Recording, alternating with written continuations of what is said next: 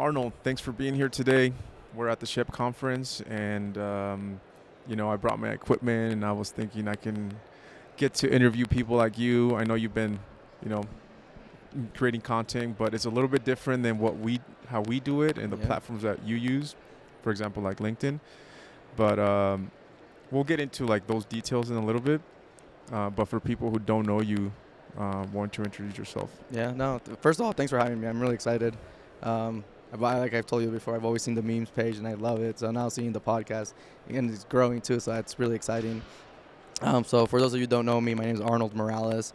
During the day, I'm an engineering manager at Boeing, and then in the afternoons, apparently I create content on LinkedIn. I do a lot of posts, helping students land their dream job, helping early career engineers kind of go into management, helping them kind of exceed expectations. So I do a lot of posts around career development or inspiration for mostly um, underrepresented groups and then early career people in engineering mostly.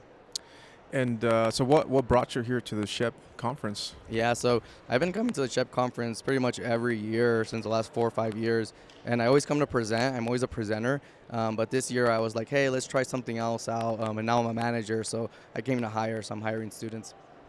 Nice. And so you're with Boeing, and how many people are you guys trying to hire this time? Is it internships mainly, full time, or is it a combination of both? Yeah, so it's really similar. I've worked at the other aerospace companies around here too that recruit. I interned at Northrop and I did recruiting with them too when I was here, and they all kind of in the same area. They all do internships.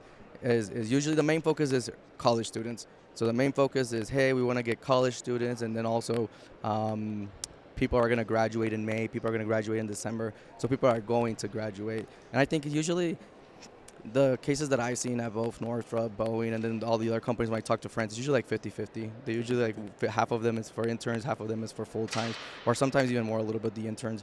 And then how many? It usually cycles, but I think like Boeing announced last year they hired at CHEP like 190 to 200 people.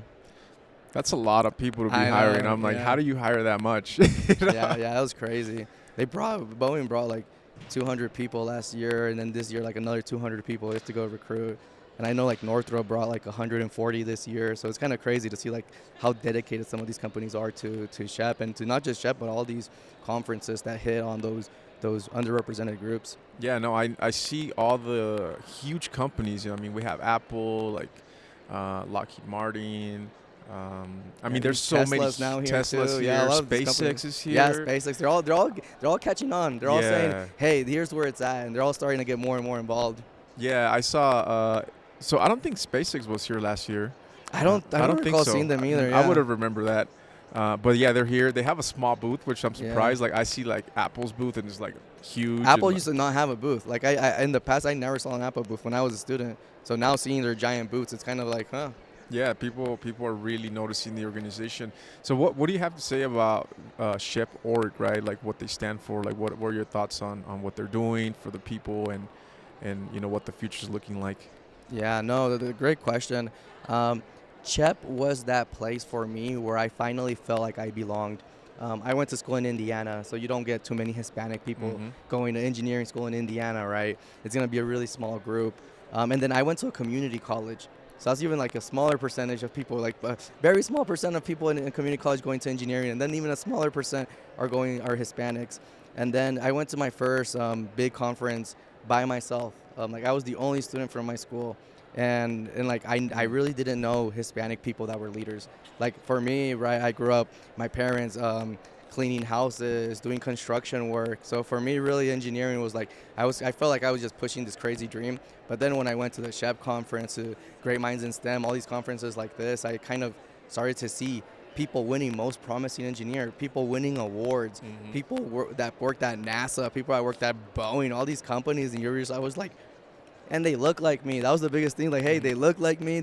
Some of them speak Spanish. They like the same food that I like. They like reggaeton. So that was the part. I was like, whoa, it's crazy. Like I fit in. I have a familia. Yep. Yeah. No, I did notice all the people that were getting awards and the projects they work on, and a lot of talent here, right? And to be working for companies like that, innovating, taking people, out of the planet, with the James Webb Telescope, that people are sending out. People were very involved in it.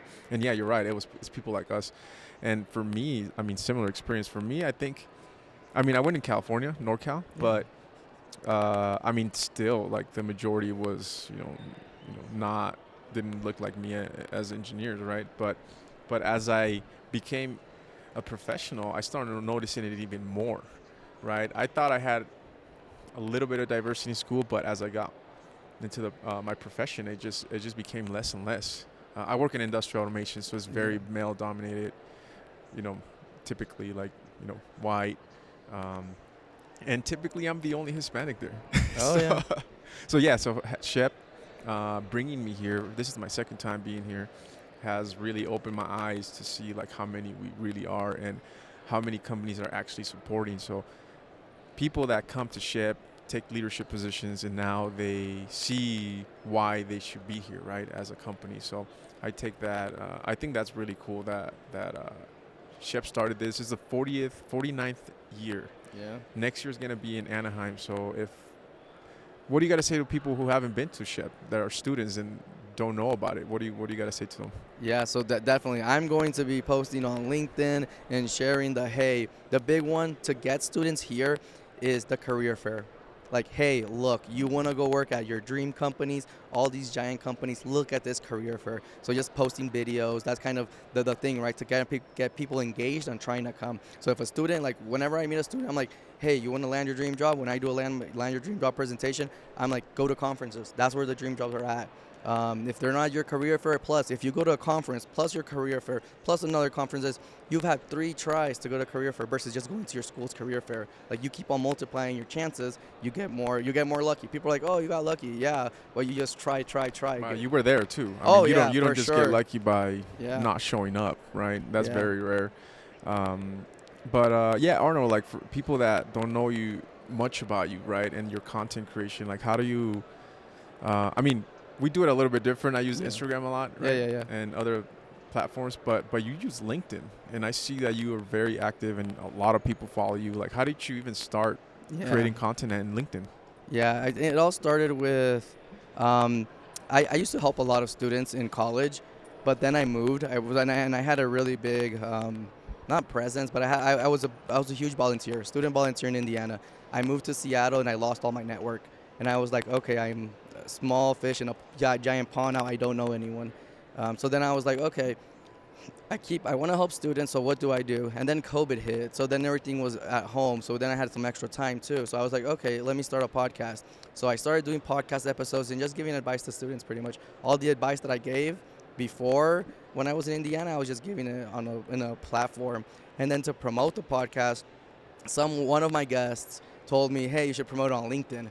And I was like, oh, you know what? I should do that. Yeah. So I started to promote the podcast on LinkedIn, and the podcast grew slowly, but the LinkedIn content just blew off compared to the podcast. So that's why I kept on doing the LinkedIn, and then I think like what you do, right? You have to be really creative. I don't know if I just don't put enough effort or if I'm just not creative enough, or like I'm just not creative as a person. But like for me, the LinkedIn post is usually more like, hey, I try to inspire, or I try to teach. I try to like my things around is usually, hey, I'll do a post around inspiring. I'll do a post around teaching. The inspire posts usually get people in the door, and then the teaching posts is kind of keep them there. So that's kind of what I do, and it's worked out so far. I get invited to a lot of events. I do stuff that I know a whole bunch of people I never even dreamed of. I came to these conferences as a student by myself from a community college. I knew no one. It was the weird. I felt so lonely, and now I feel like I have family everywhere here. It's kind of crazy. Like I'm just walking around saying hi to people that I've seen over and over on the years. And you'll notice these people that volunteer and get really involved are the people who are going to help you, because these are people that actually want to help. So like I'll see you around in other events. I'll start seeing, like, you'll see the same people in other things. So it's kind of cool to build a community. Yeah, and I do want to point out too that SHPE is probably one of the few organizations that actually invites creators. I think there's so many orgs out there that are not. I guess they don't really appreciate it, right? But I guess for SHPE, it's sort of a great fit to invite people like us. You know, you share your stories on LinkedIn, I share them on Instagram. But for an organization like them, I've seen the growth, like online growth, right? It's been growing, and the numbers are growing. I mean, Oh we're yeah. looking at the numbers. They went from like 10,000 um, members to like 17,000 Yeah, within like a few years, right? So I think part of it was, the social media, being I able to agree. Yeah. engage with people like that. So I think for them it makes sense, but for some organizations that maybe are a lot bigger, they don't really see the value in us. But yeah, what are your thoughts on organizations that do appreciate and the ones that don't? Yeah, I think it's all around target audience, right? Target audience for SHPE, NESB, all these conferences is usually college students, and then college students they're spending most of their time on Instagram. They're when they're trying to connect with professionals, they're gonna go try on LinkedIn because they spend so much time on Instagram, on TikTok, and I think Shep is doing smart where they're getting ahead of the curve of everybody else. A lot of times, right, these big organizations are run by people that aren't so social media focused, but they're seeing the value in it. They're seeing, hey, uh, a content creator group can fill a room Right. versus yeah Right. versus some people that is just I don't know who they are. So like just the brand recognition and the whole hey like you said I've seen Shep's LinkedIn presence grow too, Mhm. and I was like wow. So it's kind of like they see the value in it. They're growing. You Shep is not growing just for coincidence. They're growing because they're doing all these things right, and one Yep. of them is social media. They got it. They're like hey. Young people, they do social media. They're growing up with social media, so we need to go find them where they're at. Right.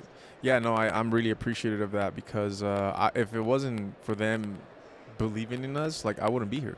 Right. This is Yeah. my second year, so I hope that they keep doing it. Maybe they find like new content creators and maybe, um, yeah. I mean, for people who do create content, like they should get in touch with them. And if you haven't been, like, maybe I can help you out. Just get in touch with us, right? So, yeah, I don't know. So, how do people find you? Is it mainly LinkedIn, or do you have any other? Yeah, I do have Instagram, but usually I just post like personal stuff on Instagram. But it's an open platform. And it's the same Arnold the Engineer, Arnold the Engineer on LinkedIn, Arnold the Engineer on Instagram, pretty much every web. On Instagram, I usually just share stuff like all my personal travel and family stuff. So people like to follow that too, because a lot of times students like I grew up poor, right? I grew up, and then they kind of get to see like, hey, Arnold's traveling, Arnold's winning awards, Arnold stuff, and they follow me a lot on LinkedIn. So then they follow like more of a personal life. So they like that. So it's pretty cool. But yeah, you can follow me on Instagram or LinkedIn. Those are pretty much And two. since you guys are hiring, is there anyone can? Is there a website or anything that people can go to where they can apply? Oh yeah, for sure. We're always hiring. Those are like, hey, is Boeing hiring? Yeah. All these big companies, they're always hiring. So yeah, usually you just Google their career websites. But and I tell students all the time, this one is like, hey, people hire people, not websites or not filter systems or not whatever their algorithms are. So you need to make sure you kind of bypass those systems by meeting people, like getting referrals and going to up to people. And the places to do that is career fairs in your colleges, career fairs at giant places like SHEP, places like GMIS, AIAA, all these organizations. That's where you get to meet the people and you get those offers much quicker. Um, what do you gotta recommend to people that are coming? Anything that they should know ahead to prepare and have a successful experience at the convention? Yes, start before the conference starts. That's like the main thing I tell them. Like, hey, start connecting with people on LinkedIn that are going to be at the conference. Start talking to them. You want to be one of the first ones they talk to. Mm-hmm. That way, the interview spots they're empty. So that you can be one of those that's filled. The more the conference goes, the less interview spots there is. So the harder it is to get an interview spot. So that's one thing I didn't know as a student. So you want to be that student that's one of the first ones in lines in those hospitality suites, those pre-screens, all those things before the official career fair. You want to be in those lines so you can get those interview spots filled before the career fair. Because in the career fair, then you're just kind of like fighting for the final spots. And a lot of the companies kind of run with that now. No, I agree with you 100%. If you're one of the first ones, first of all, like I think that sort of makes you stand out a little bit. Even if it's just like a notification through email or something, I don't know how you connect with them, but being able to show up again and say, "Oh, you were that person. Okay, I'll give you an interview." Personally, that's how I got my job. I went to a session. I didn't wait for the session, like when they go to school and they present, a company Yeah. presents. I went to the recruiter before the session started, and I'm like, Yeah, there you go. I want an interview. She signed me up on the spot, right? And it was even before the whole thing started. I didn't wait for everyone else to go talk to them. Like I went before anyone, and I got my job Yeah. through that just by That, being first. Yeah, and that's exactly it, right? And then like, and kind of showing the passion that you show the passion. Hey, I want a job there. You were there before everybody else. That's the biggest thing is like showing your passion about their industry, showing that you're a passionate person. A lot of these companies know that out of college, you're not going to be the perfect engineer that can go do stuff. So they have to teach you a lot of stuff. So they want to see people that are passionate and like and that ask questions that aren't shy. The other thing is like asking questions in the session and then after the session going to talk to them and saying, hey, I was the one that asked that question. There's Hmm. people are so grateful for that and then connecting with them.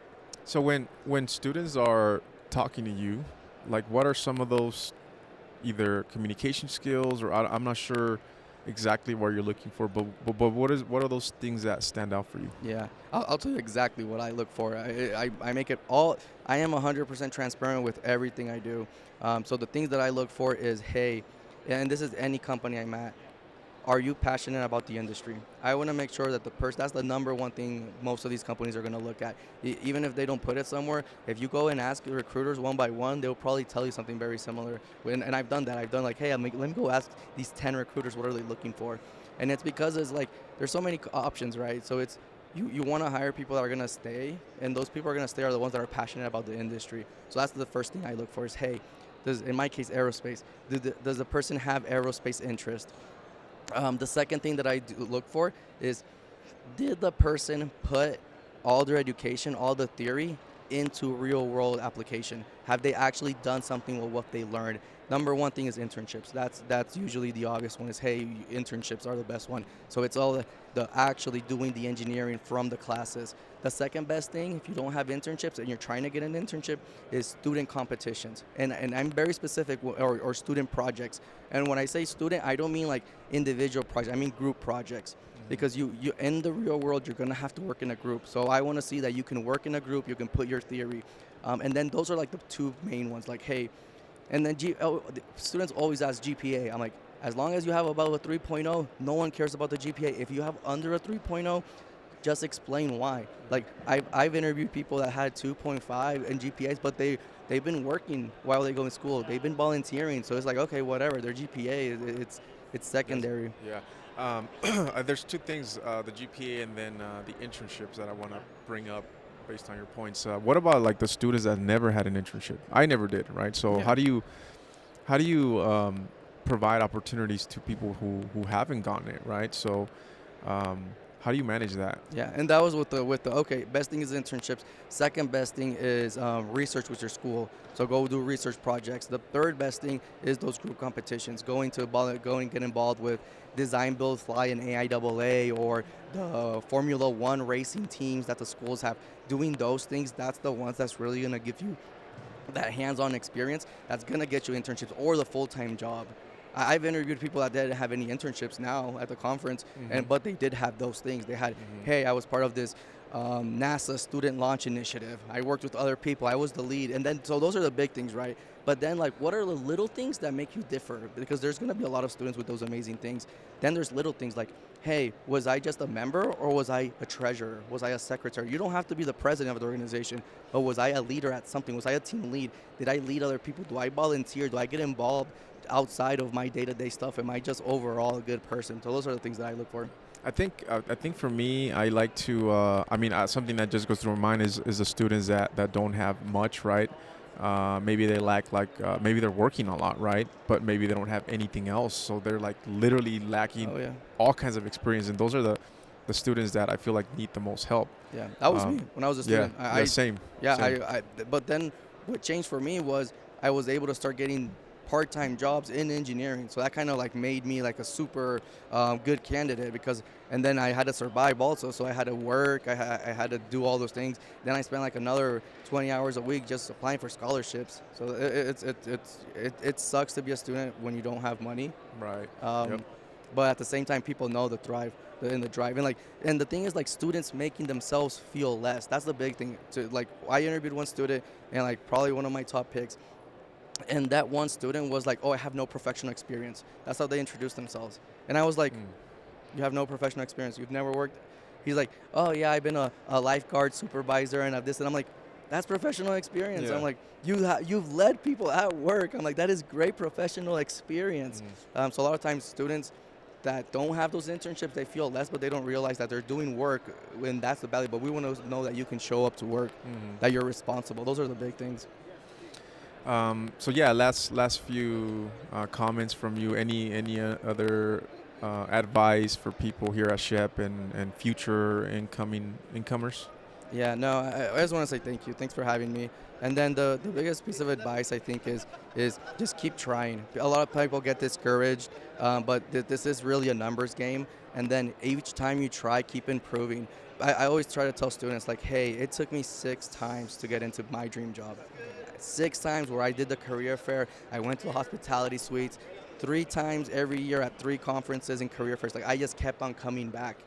Until they said yes. Like I was just that, hey, I'm gonna be here. And I actually told them in one of my interviews, and I was like, and they're like, what is the reason you want to work here? And I was like, well, this is my dream job, and if you don't hire me right now, I'll be back next time. This is the 3rd time you interviewed me, so I'll be back That's next great. time. That's great. And they loved it. So yeah. No, that's amazing. That's great. That's a great advice. So yeah, thanks for sharing your story, and I'm sure I'll be seeing you around at different conferences. Yeah, Maybe for next sure. year we're gonna be in Anaheim. So that's my hometown. There's no way I'm missing that. Yeah. That's So cool. yeah, man, thank you for being, and I'm sure we'll be connecting online, and Arnold here Yeah. from Boeing, and we're here at SHPE, and thank you all for listening. Yeah. Well, I'll be expecting a barbecue or something at your place since you're in Anaheim. Yeah. Well, I Yeah. invite you to my shop. I definitely All have right, space sounds cool. to do it. It'll be cool to bring you guys to what I'm doing, especially if I have a bunch of cool projects. So, yeah. Yeah. Let's do it. All right, sounds All right. good. Thanks.